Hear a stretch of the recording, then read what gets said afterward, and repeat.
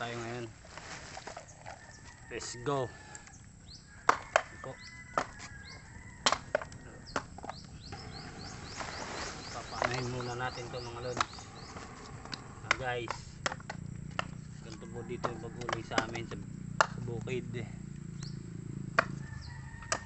Kailangan malakas na yung apoy bago natin lagyan ng marami. Tingnan nyo guys, ganyan po yung pag-uling dito sa amin sa probinsya.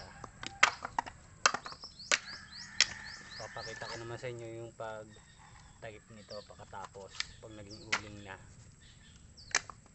So guys, malakas na po yung apoy ng usok. So ito guys, baho to ng nyog. Maganda to sa mga lulutuin mo.